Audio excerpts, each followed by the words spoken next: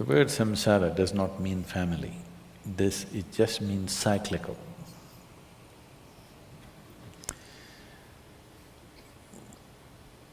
Who you are right now is a product of certain cycles.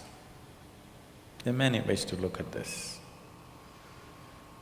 The cycles of the sun, the cycles of the moon, and various other cycles in the universe, we are a product of that. Only because our mothers' bodies were in sync with the cycles of the moon, we are born here, isn't it? So we are a product of cycles. Our idea of time is cyclical. If the planet spins once, we say it's a day. If the moon goes around, we say it's a month. If the planet goes around the sun, we say it's a year. Our idea of time itself is cyclical. If it was all like this, going like this, you wouldn't know what is time because there are no markers anywhere. If the planet was just going straight somewhere, would you know what is time? Only because it's in cycles, you're able to decipher as to what is time. You're able to measure a certain length of time. And your life is a certain amount of time, and it is going in cycles because it's a product of this. Solar system is like the potter's wheel which has generated this. So time and the cycles of time, either you can be trapped in the cycles of time or you can ride the cycles of time. If you're trapped in the cycles of time, we say you're in samsara, because life becomes cyclical and it keeps repeating. Psychologically, physiologically definitely there are cycles. The monthly cycles in a woman's body are related to the moon. There are other cycles which are related to the sun, which are not so obvious as the cycles of the moon, but they're happening. If you observe your life carefully, you will see it is cyclical. Same things are repeating themselves in different colors, but same things are repeating themselves over a period of time. You can actually look whether it is 12 years, it's 6 years, it's 3 years, it's happening at some point. If it is happening in very short cycles, you are heading towards a psychological breakdown. If it's happening in long enough cycles, you're just suffering boredom.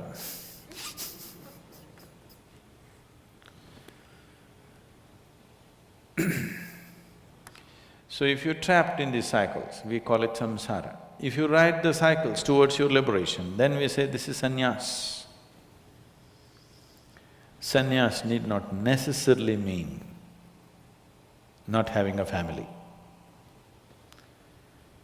Samsara need not necessarily mean that you have a family. You can be a sannyasi and still be in a samsara of your own. You need not be married. By yourself, you could be wrangled up by yourself. If you get married, extra help you get.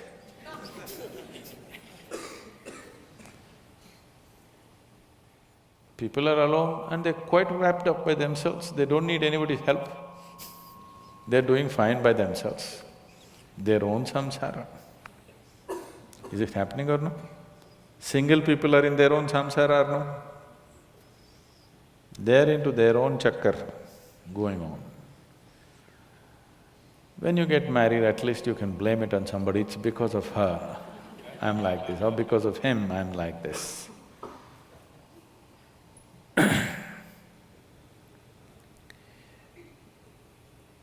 So these words have gotten related to certain aspects of life because generally it's believed that you can be trapped in samsara only when you have a family.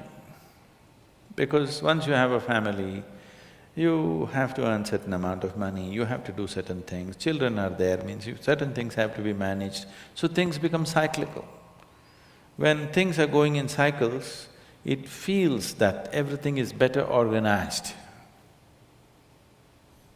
If it was not going in cycles, every day is a new day. With children around you, every day new day, you can't deal with it. It's better it is happening in some system. So you will aspire for a cycle. You will not want new things to be happening every day. You want some order, you want some expected things to happen.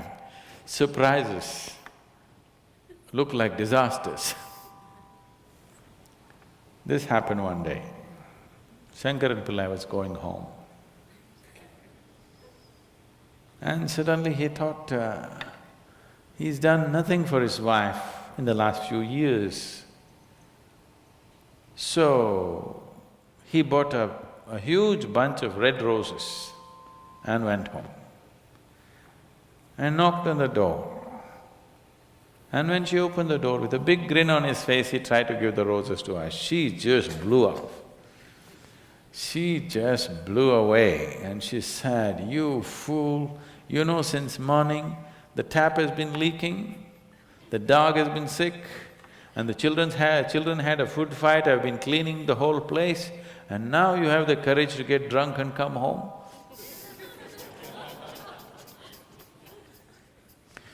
So surprises can be disasters because you aspire for order more than excitement. Once the number of balls that you're juggling are too many, you aspire for order, you don't care for excitement anymore. Yes or no? If you had 5 children at home instead of 1 or 2, then you would aspire for everything to happen like clockwork. You don't want one extra thing to happen. You don't want anything new to happen in your house. So this is samsara. You want to go in cycles, you're aspiring to be in cycles because cyclical, at least there is a comfort, you know what's coming next. So once you go in cycles, cycle means a circle. If I say you're going in circles, it simply means that you're not getting anywhere. So in the cycles of time, if you're trapped in the cycles of time, you're not getting anywhere but going through the same thing because you have poor memory. That's the only safety. Because you have poor memory, you do not realize the same things are being repeated.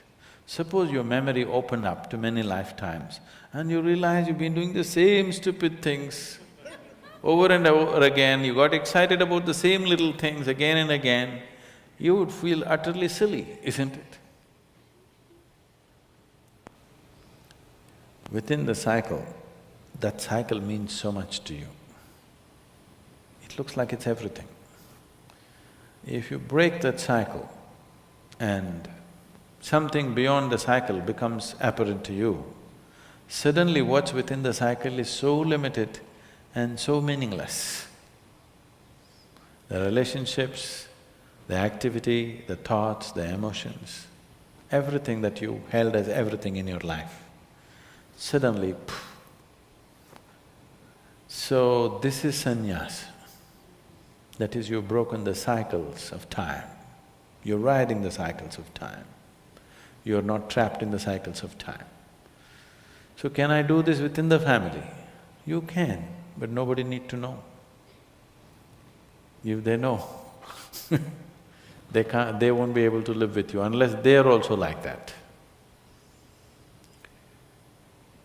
People are looking for some bondage.